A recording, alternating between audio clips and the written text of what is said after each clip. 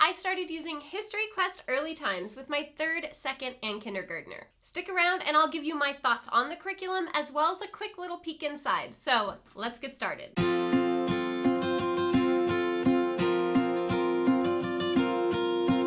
History Quest is an elementary level secular history curriculum.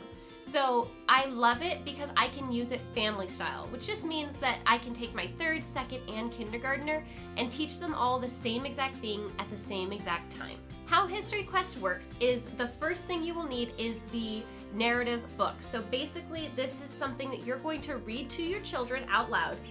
Even if they're old enough to read it themselves, it's still intended to be read aloud. This is the early times history. So this is going to be prehistory all the way to about the 8th century. Once you finish this curriculum, you can move on to the History Quest Middle Ages. So what I love about this history curriculum is that the text, so to speak, is more in story narrative format. It's not just your boring, just facts, really, straightforward. But this is a little more exciting, but it's not like a story, so to say.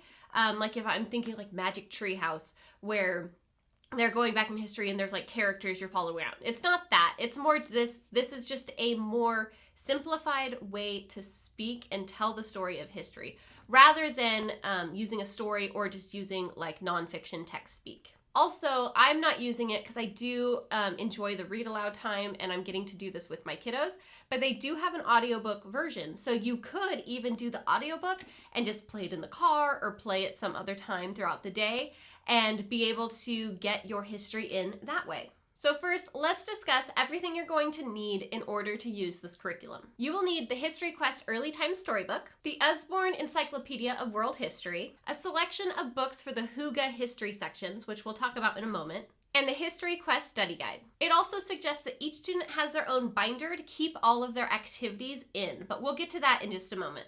So how does History Quest work? Well, using the study guide, you're going to find a 5-day-a-week schedule, which can be modified. I actually do it in 2 days. They suggest about 3 or 4 days it can be easily modified. And you're just going to follow the schedule, and it tells you what to do on each day, when you're going to need the study guide, when you're going to need to read from here, or when you're going to need to look at the Usborne Encyclopedia. And so the reason they add this is, again, this is going to give you kind of that source material and being able to have your kids see all of these beautiful illustrations, which all the Usborne books really do have. But when you're getting into ancient Egypt, these are the Sumerians. Here's Egypt. We were close. They give more information here. They do mention a lot in the actual narrative. So your kids will be learning from here, but then this just gives them kind of an extra layer of learning. So let's quickly hop in, and most of the structure will start to make more sense as you see the different pieces and how they go together. All right, so here we have the History Quest Early Times book. So let's kind of open this up and take a look at our table of contents. So again, it's got the prefaces, the introduction, and then chapter 1 starting with Paleolithic times, going down into chapter 13. And then it goes all the way to chapter 26, covering Arabia, including a conclusion and some table of illustrations and maps, and the index. So skipping over the prefaces,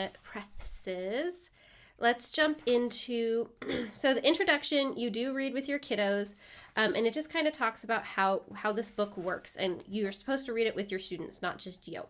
And then you jump into chapter 1. So you can see there's chapter 1 and it has kind of the Paleolithic times and there is some stories. And then the next thing you have is it always goes in this order. It'll go, it'll have the learning and then it has what they call a history hop. So here you're going to learn about the napper. And it's going to take you back in time. So I love how they show where, and then even on the map, it shows like where you are on the world. So you know how far back in history you're going and where you're at. There's typically a picture. So here's the picture of the napper, and your students also have a drawing that they can do as well. So I'll show you that in just a second.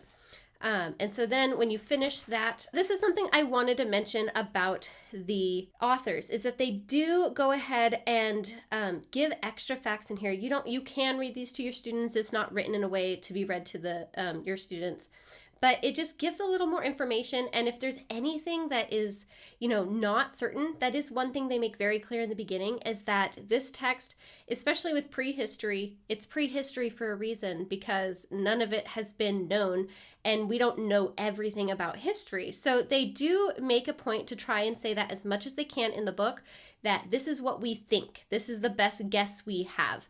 So they don't say that anything in here is like firm unless they know it to be firm. So that is the History Quest book. So now I wanted to show you the History Quest study guide. So this is kind of like your teacher's manual.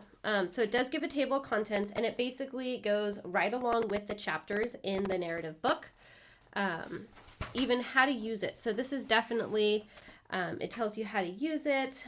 Can you change things up? They say, of course. And then, what is the Hygge history, which we'll talk about that in just a moment.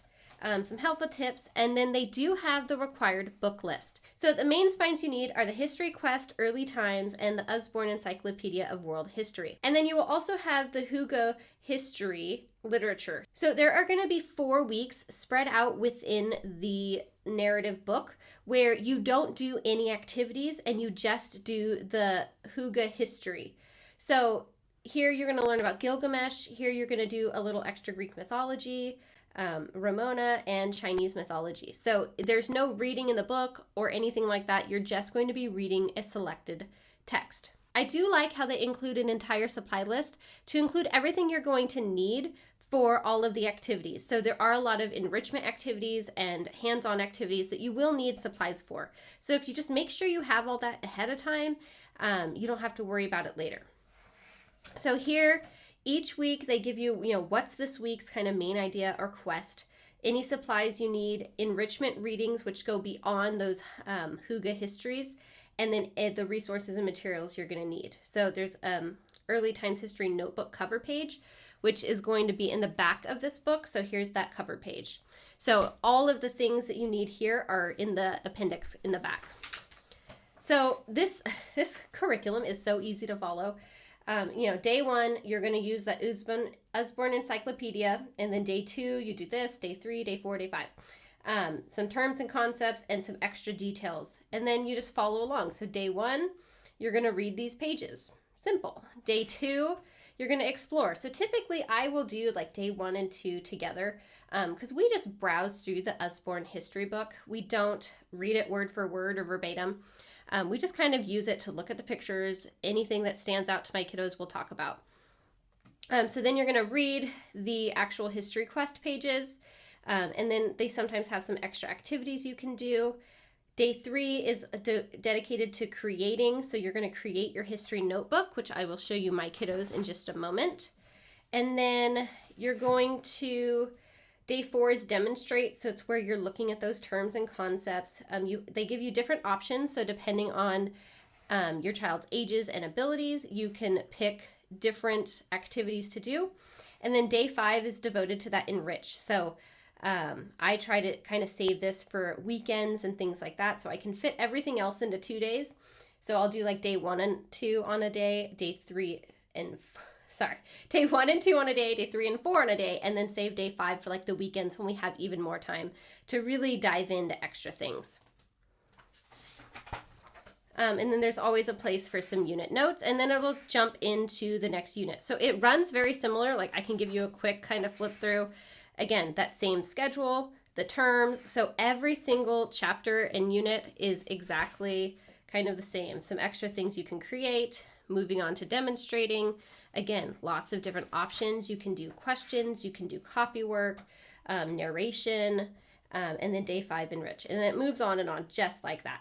So next we have the History Early Times notebook. So they do recommend a binder or notebook.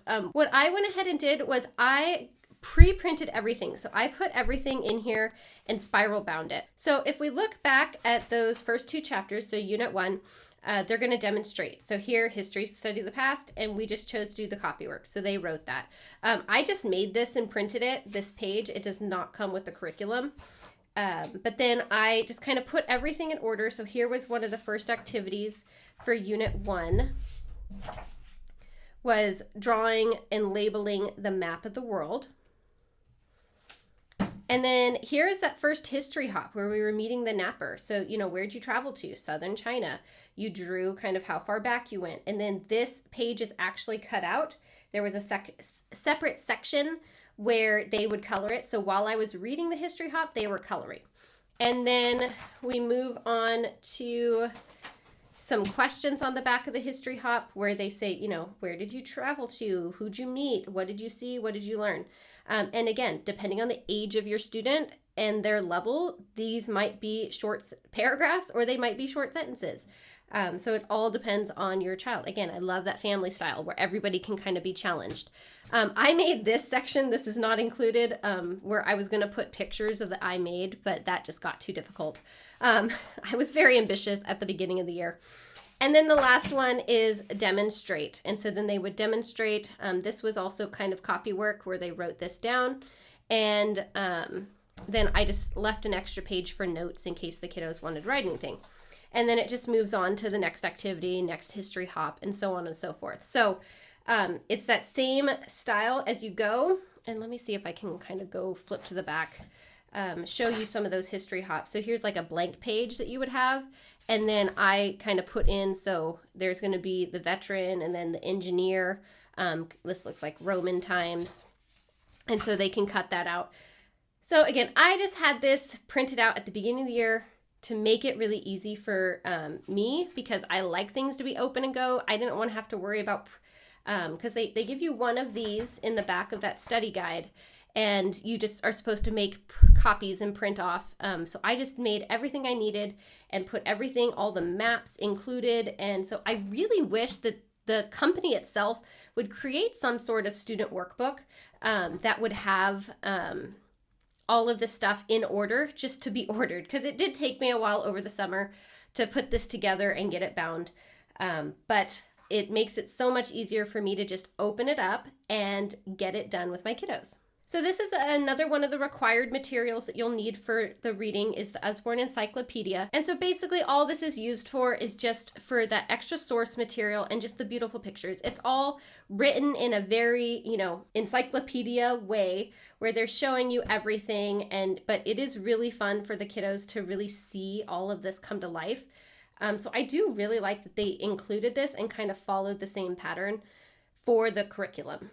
One thing I did want to mention is that History Quest actually has a really good Facebook group. So here you have other parents that are showing some of the activities they're doing and also asking questions. Hey, how did you do this? One of the examples I have that how the group was really, really helpful was we were supposed to read for our Hoagie history the Legend of Gilgamesh. And so this was supposed to be a trilogy book series. But for some reason, these two books were really cheap and easy to find on Amazon, and the other one was like $50.